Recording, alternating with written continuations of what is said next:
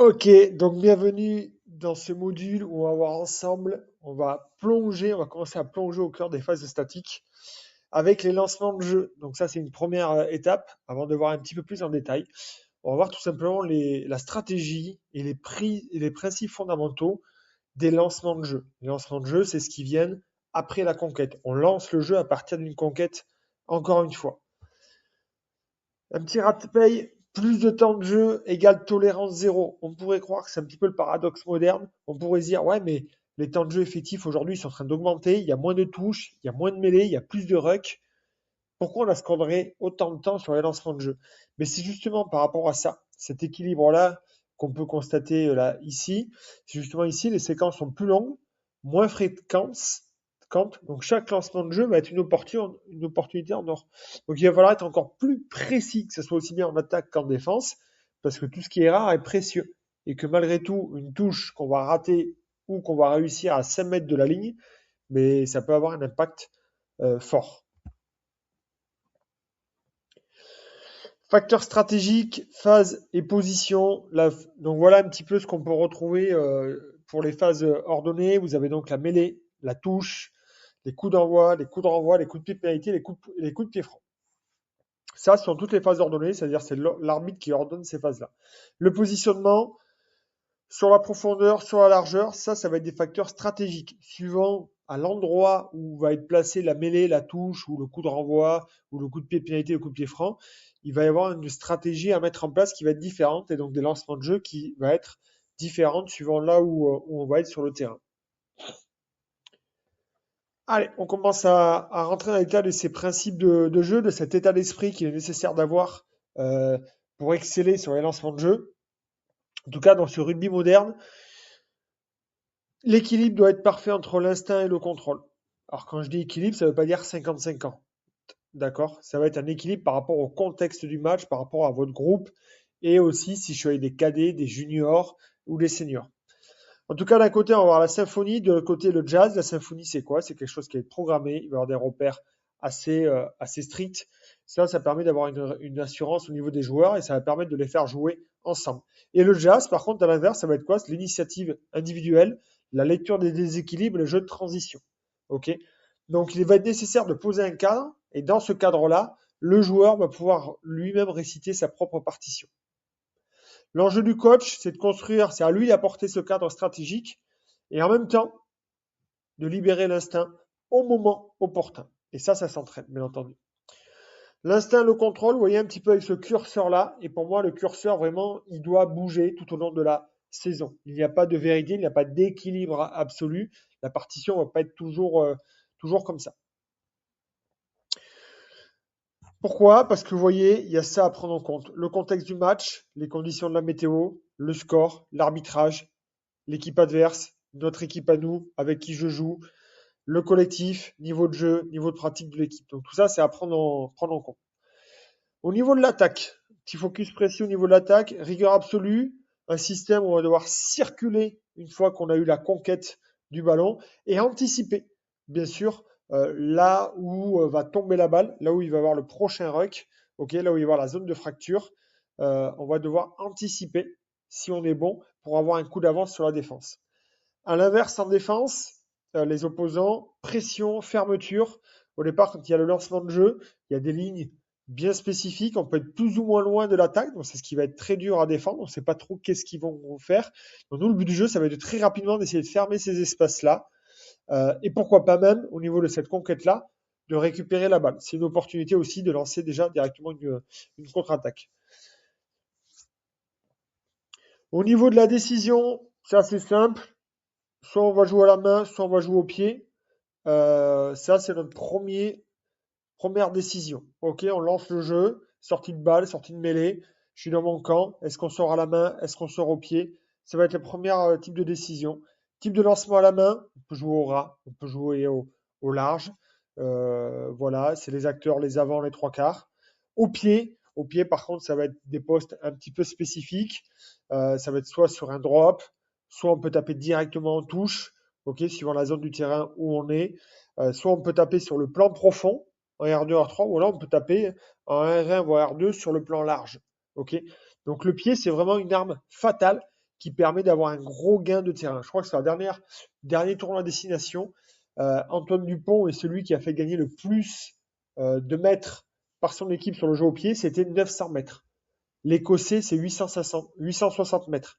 Vous imaginez? Ça fait 9 fois le terrain de gain au pied. Donc, je peux vous dire que ça soulage l'équipe. Allez, pour cette deuxième partie, donc on a vu un petit peu les principes. Deuxième partie ici, on va voir pourquoi.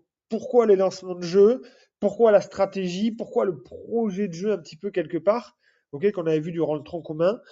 Déjà, toujours aligner le projet, le terrain, l'identité du club, la façon dont je vais jouer, ça va être aligné avec l'identité et la culture qui s'est fait jusqu'à présent. Et ça va être aussi lié à la stratégie du club. Okay, on va faire jouer les jeunes, on va monter en fédéral, on veut développer la jeunesse, voilà. Ensuite, par rapport à l'équipe que j'ai. Donc là, on va bien sûr s'adapter par rapport à l'équipe que j'ai, par rapport au niveau auquel je joue, suivant les règles qu'il va y avoir. Et enfin, s'adapter aussi précisément par rapport aux joueurs. Donc d'abord, vous avez le club tout en haut, donc c'est la structure globale. Ensuite, vous avez l'équipe en elle-même ou le pôle. Et enfin, vous avez le joueur. Et tout ça, c'est important de le prendre en compte quand vous allez construire votre stratégie de jeu. Et d'ailleurs, vous pouvez avoir très bien plusieurs stratégies que vous allez adapter. Ensuite, on va vers la règle des 3 P avec le socle de la connaissance.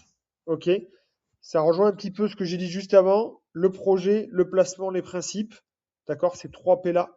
Sommes-nous une équipe d'occupation? Sommes-nous une équipe qui attaque? Les box, on sait par exemple, c'est une équipe qui détruit, qui déconstruit le jeu adverse, qui fait mal. Ok, les Irlandais, on sait que c'est la multiplication des temps de jeu. Les All Blacks, on sait que c'est le jeu un peu à la française, un peu ce French flair, un peu ces contre-attaques. On est très létal là-dessus. Le placement, ça va être non négociable. C'est ce qu'on va exiger, le placement des joueurs, ce type de lancement de jeu. Et les principes que nous, on va pouvoir se donner. En tout cas, il est nécessaire, à mon sens, de mettre un socle commun. Et ça, encore une fois, c'est le rôle de l'entraîneur. En ce qui concerne l'entraînement, l'idée, ça va être d'entraîner ce qu'on peut appeler peut-être les 3 cerveaux. Le cerveau sensoriel, le cerveau analytique et le cerveau émotionnel, qui est en lien un petit peu avec les ressources du joueur, ok, avec la tactique, avec le mental, ok. Cerveau sensoriel, c'est l'entraînement, c'est le terrain, c'est la répétition à haute intensité, c'est de la pratique pure, ok. On développe les sens. Voilà, je pratique, je teste, essai, erreur, je vois ce que ça donne. Analytique, ok, j'ai testé, j'ai essayé, mais le but du jeu, comme dirait Einstein, si tu fais toujours la même chose, faut pas t'attendre à avoir des résultats différents. Donc là, on va analyser ensemble, intelligence tactique, on va créer des situations de jeu, du situationnel. Soit en vidéo, vous avez l'analyse vidéo, vous avez la clarté en marchant, ou comme on a vu juste avant, la haute intensité. Ok. Et enfin, le cerveau émotionnel, c'est la gestion de la pression, de la confiance collective et l'apaisement avant l'action. Donc il y a à la fois la réflexion, il y a à la fois aussi la gestion émotionnelle, et à la fois aussi le fait de répéter pour trouver au milieu, vous voyez ici, la performance optimale qu'on peut voir là juste au milieu. Gérer la volumétrie d'entraînement, donc ça va être très important aussi quand on bosse la stratégie. Les entraînements du vendredi soir qu'on peut voir où on va à 2 à l'heure, tu sais, on fait des trucs à moitié, on est un petit peu comme ça et tout. L'idée, c'est pas de se dire, comment dire, l'idée, ça va être de se dire, voilà, plutôt comme ça, comme c'est indiqué ici, on va pas faire les choses à moitié. Soit on les fait en marchant pour qu'il y ait une nette compréhension des choses et on prend le temps et tout ça, soit on va le faire à haute vitesse, à haute intensité, mais pas entre deux. L'entre-deux, on va dire que pour nous, il ne le permet pas de donner des repères et des indicateurs fiables, parce que c'est un entre-deux justement, c'est pas assez réel. Donc soit on travaille en clarté, c'est-à-dire en marchant, ok, où là le joueur a le temps, il verbalise son rôle, ses repères, on a le temps d'assimiler, les joueurs en face jouent vraiment le jeu, ou soit on joue à ce moment-là à haute intensité, les deux sont très complémentaires, les séances courtes, chronométrées, 1 minute 30, plusieurs séries, jusqu'à 8 minutes, ok, où là on va intensifier les choses. Et là on va développer des connexions neuromusculaires, comme on l'a vu juste avant avec le cerveau sensoriel. Maintenant, sur l'organisation par rapport au match. L'avant-match, l'idée, ça va être de construire des scénarios et de co-construire ça avec les joueurs. Ok, on peut connaître un petit peu les variables, la qualité du terrain, la qualité de la météo, sensibilité de l'arbitrage, analyse de l'adversaire, voilà, état de l'équipe. Suivant le niveau auquel on est, il y a des choses qu'on peut plus ou moins maîtriser. Ça, c'est les données qui rentrent. Et les données qui sortent, l'output, ok, ça va être, effectivement, on est en train de jouer, on a élaboré plusieurs plans. Mais maintenant, qu'est-ce que ça donne ces différents plans? Lesquels on va utiliser? À quel moment? Donc pour ça, il va être nécessaire d'impliquer les leaders dès le mercredi pour finaliser cette stratégie-là. La règle d'or, la stratégie dictée uniquement d'en haut échoue sous la pression. Sous la pression, dès que ça va mal se passer, de toute façon, les joueurs vont se dire, mais de toute façon, c'est pas notre stratégie, c'est celle des coachs. Donc nous, ça ne nous concerne pas. On abandonne. Et souvent, on dit, le discours du coach, il passe plus. Donc l'idée, c'est vraiment de co-construire la stratégie pour qu'elle soit vraiment défendue sur le terrain et que chacun, entre guillemets, meure avec ses idées. Pendant le match, le match se joue, maîtriser le contexte, pas le ballon, très important. Donc nous, notre rôle d'entraîneur, on ne joue pas, encore une fois. On n'est pas là pour téléguider comme un joystick et hurler les instructions pendant les phases de jeu. C'est un bruit inutile. Au contraire, on va essayer d'analyser l'environnement. Ça, c'est l'action du coach. Avoir l'œil, regarder, périphérique, le banc adverse, l'arbitrage, les changements météo, les joueurs, nos joueurs, comment ils sont, comment ils réagissent. Voilà, détecter tout ça pour pouvoir communiquer uniquement lors des ballons morts, lors de la mi-temps, auprès de joueurs spécifiques, auprès du soigneur, du kiné, du buteur, des remplaçants qui vont rentrer, du capitaine. Voilà. Et là, l'idée, ça va être de réfléchir avant de parler, d'utiliser des mots-clés. Donc l'idée, ça va être de réduire tout le bruit qu'on peut avoir durant le match et d'utiliser des choses très très simples avec un canal, comme je dis, avec des leaders désignés. Et enfin, l'après-match, et ça s'entraîne à l'entraînement. La chronologie du débriefing, dimanche, le week-end, il y a eu le match. On est encore un petit peu sous le coup de l'émotion et c'est très très dur de faire des analyses tactiques à chaud. Il y a trop d'émotionnel. L'émotion va complètement détruire l'objectivité. Donc le but, au contraire, ça va plutôt de rassurer le groupe, gérer les blessures et consolider l'unité. Peu importe qu'on ait gagné ou qu'on ait perdu. Ensuite, lundi, après coup, là, effectivement, on va commencer à collecter les données. Comment? Si on a l'analyse vidéo, si on a le retour des joueurs, commencer à dire comment ça va, gérer les blessures, appeler les coachs adjoints et tout ça, où là, on collecte tout un tas de données le lundi, pour qu'en fait, on puisse les traiter et que le mercredi, on puisse faire un retour la plus formel, un débriefing à froid, sincère, transparent, et peut-être en amont aussi en parler avec les leaders pour déjà parler de ce qui va se passer sur la suite.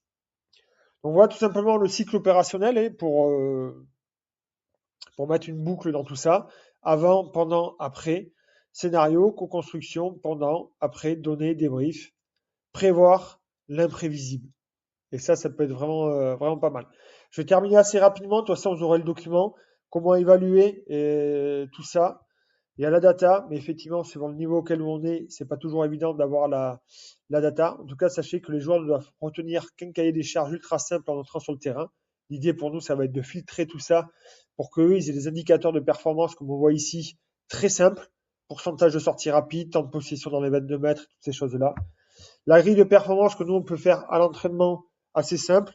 En attaque, combien de franchissements, combien de passes dans la continuité. En défense, combien de plaquages collectifs réalisés. La discipline, combien de fautes. La stratégie, est-ce qu'on a respecté notre stratégie et l'état d'esprit.